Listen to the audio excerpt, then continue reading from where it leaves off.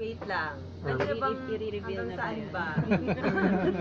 Hindi ko alam kung hanggang saan pa yung pwede i-reveal eh. Pero yun nga, siguro, yun yung medyo hint na babalik kami sa mansion.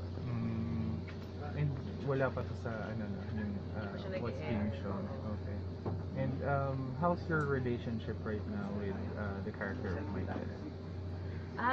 With Ivan, medyo ano pa rin, magulo pa rin. Hindi pa siya katulad nung dati or yung ina-expect usually na magiging okay na yung leading man sa leading lady, ganyan. Andun pa rin kami, kung saan kami before, parang floating pa din, hindi mo alam kung magkakatuluyan or hindi, nag-aaway-aaway din minsan. And is he still with your best friend? Is that what Sa happened? story, for sure, kung kasama kung yun na yung ma-ere. So, tingnan natin ang mga revelation. Marami kasi mga twist na mangyayari. So, natatakot ako magbigay ng hint. Are you happy with the reception of your fans as well as the followers? Very, very happy. Actually, kakagaling ko lang ng Qatar. Nakakatuwa na nakakaabot sa kanila. Nanonood din sila and they can relate to it now. So, masaya talaga ako and masaya din ako na naging close na lahat sa set. So, feeling ko ito talaga yung isa sa mga show na sobra kong mamimiss. Yung magiging, parang mapipil ko talaga yung pagkawala niya if ever natapos na siya. Ganon. How was your trip in Qatar pala? Super na-enjoy ko. Napakaganda ng country. Ang daming Pinoy. Kahit saan ako magpunta may Pinoy. At hindi lang isa, kundi marami talaga. For, ano siya, yung event. Yung event, Independence Day ng Pinoy. Mga Pinoy. So, ang maganda, sama-sama sila doon. Tapos may mga kakanin, may mga bobbies, may mga chicharon, gano'n. One whole day. Pati yung mga sayaw natin dito na ginagawa, yung mga naka-costume pa, ginawa din nila doon. Okay. And you got to spend time with the Filipinos there. Can you tell me how many places did you actually perform? Like, appear? One lang. Okay. Actually, all in medyo- Doha? Or? Yes. In Sheraton Hotel. Actually, short lang, very short. June 2, malis kami. June 3 yung event. June 4, aalis kami. Although na-delay ako ng 1 day. So, June 5 ako lang balik. How was like the trip that you had with Megan Young? Did you actually go with her there or No, something? sa Kuwait naman po siya. Pero I think malapit yung dates namin. And sila, same date kami nag-perform. Okay. So you were able to actually also do shows with Lovey separate. Yes, sa ano naman po siya, sa Dubai. Okay. Sa Dubai naman siya. Okay. Ron, say hi! So, Andrea, this is the first time that you parang portray the role na mom ka na. How was it? Yes. Hindi naman ako nahirapan kasi close ako sa mom ko. So, alam ko naman yung mga pinagdadaanan niya dahil nakwento naman niya sa akin dati. Tapos kay Ron naman, syempre may kapatid ako na parang lahat kami parents sa kanya kasi may down siya. So, medyo naging madali naman. And with Tito Robert naman, ang dali ng chemistry. Ang dali ng chemistry. So, parang natural lang lahat. Kaya, swerte ko rin, hindi ako nahirapan sa Millionaire's Wife. When this was offered to you, nagkaroon ka ba ng hesitations to accept the role since you'll be playing a role na opposite an older man? Hindi, actually na-excite ako. Gusto ko na siyang gawin agad. Hindi na ako hindi na ako nagdalawang isip talaga. Hindi na rin ako nag-isip na matagal para mag-oo rin. So, yun. Kasi maganda yung story. Nakakaiba.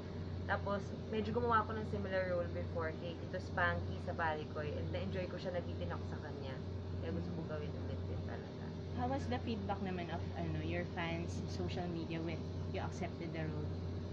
Okay naman sila, positive naman yung feedback. Actually, parang mas maganda, mas naka-reach out naman sa mga mommies, sa mga grandmas, ganun. So maganda naman yung naging pagtanggap nila. And pati yung kay Tito Robert, nagka-unrob love team na. So sabi ko kay Tito Robert, bagets na bagets. Talagang i-love team. Enjoy kami. And maganda kasi feeling ko nag-grow ako sa soaps, lalo si Tito Robert, kay Xena ko, si Tita Jane. Very generous sila sa tips. So, everyday parang nag-workshop. Medyo matured yung theme nung series. And there are actually a lot of okay, sexy scenes together with Mike and also other kasama mo sa sa series nito.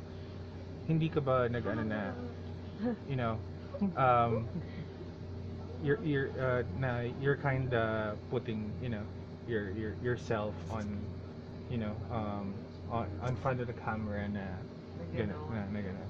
Actually, mahirap siyang gawin. Kasi, yun nga, syempre parang nakakailang. Tsaka, hindi ako masyado nagkakaroon ng ganong scenes before. So, syempre, wala, kailangan mo lang talagang gawin. Hindi na rin kami nag-usap ni Mike masyado before the scene. Ginawa na lang talaga namin. Yun. Okay naman, kasi feeling ko tastefully done naman siya. Tsaka, kailangan din talagang mag-graduate sa mga ganong exam. So, later, parang naiisip mo na ba na later on, you're not gonna do that anymore? Ang mga love stories. Yeah. Feeling ko kailangan talaga siya. Sa mga, lalo na kung love story, favorite ko gumawa ng love story. So, kailangan din talaga eh. Okay lang naman, as long as, wala namang, di ba may mga iba, parang sa Hollywood nakikita natin, topless, or may side, wag lang yung mga ganun siguro. Puro implied lang siguro. Okay. How about, kasi, I suppose you've also seen na may mga memes noon during the election time na you were actually kissing on a kissing scene while Duterte was talking on one Ay particular. talaga? Yeah, Hindi oo. ko nakita tong na to. So, kami ni Mike, You were kissing tapos, while Duterte had the press conference talking about other things. Talaga? Yes. Parang Hindi ko- prime time Sana yata makita yun. ko yun. Oo. Ay, ganun pala. So, parang so hindi mo pa talaga Hindi ko nakikita. yun hindi ko nakita. Nakita ko lang yung kay Mike, yung parang, ang sabi mo, papatikimin ako ng sisig, pero iba yung pinatikim. Parang ganun yung nakita ko. Parang ganun, di ba? Yung eksena nila ni Rich. Pero yung hindi mo Yun, pa hindi ko na- nakita. Okay. If ever, ano masasabi? Nakakaliw naman. Siyempre maganda rin naman pag ganun na gagamit nila yung soap in whatever way. Di ba? Kung Kumbaga- naaaliw sila sa ganun. Kasi parang may mga yung parang lahat ng channels news, tapos yung sa'yo, you were kissing and Mike, with Mike. Oh my gosh. Oh my gosh. Hindi ko alam. Nakakatawa lang. Nakakaaliw rin yung mga ganun. Uso rin kasi. Uso rin kasi. Pero gusto ko makita mo. Okay. Ayun, last na lang, Andrea, do you see yourself falling in love with someone really older than you? In real Feeling ko, life? oo. Ano naman talaga eh, hindi mo, like ako, wala akong certain look na hinahanap. Feeling ko sa ugali talaga. So, same din with age. Feeling ko, as long as swak kayo, mag-work naman talaga. Marami rin akong kakilala na nag-work naman talaga. Masayang masaya talaga sila as in, hindi naman sila nagsisisi or anything. So, ano lang talaga. Basta mahanap mo yung ka-wavelength. Yung sa character mo, ano yung mga naging struggles niya? Yung enumerate mo na siguro, yung mga struggles niya na encounter niya with being with someone older than him, yung older than Dami. Siyempre, ang usual, di ba, iisipin, pera yung habol, lalo na kapag milyonaryo, or may, yun nga, hindi nila iniisip na love mo talaga. Kasi may, siyempre, iniisip nila, parang imposible, ganon. Lalo na si Tito dito, parang daddy ko na yung age niya. Pero, yun nga, hindi naman minahal ni Luisa si Alfredo as in love. Pero, yun nga, sinasabi niya, different kind of love, parang ganon. At nirespeto niya, tinatrato niya bilang asawa. The show is airing for almost 3 months now. Anong mga nagbago since yung ginawa mo tong teleserye? And ano yung mga pinakamahirap na eksena na nagawa mo dito? Pinakamahirap?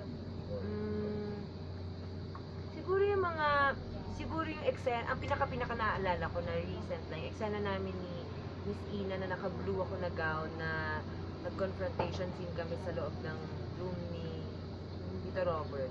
Mahirap yun emotionally kasi napaka-draining na dumating na sa yung bandang ending ng scene na humihikbi na talaga ako na hindi ko naman sinasadya. Yung ganun, pag yun talagang super, oh hi! Pag talagang super nakapasok ka dun sa eksena, yun eh, hindi mo na alam kung sa kadadalhin, parang gano'n. So yun, naramdaman ko talaga yun. Tsaka syempre, nung namatay si Tito, sa story, yung mga ganong eksena, yung, ano ba, yung mga iba kasi kakashoot lang namin, so hindi ko pwedeng i-reveal. Pero meron kami mga recently na ganun din, parang ang bigat-bigat lang. There, would you mind inviting everyone to watch your show? Yes, sa lahat po ng mga kapuso, maraming salamat po sa suporta ninyo sa The Millionaire's Wife. And syempre, araw-araw po, Mondays to Friday, sana po panoorin nyo pa rin, patuloy po nyong supportahan ang show namin.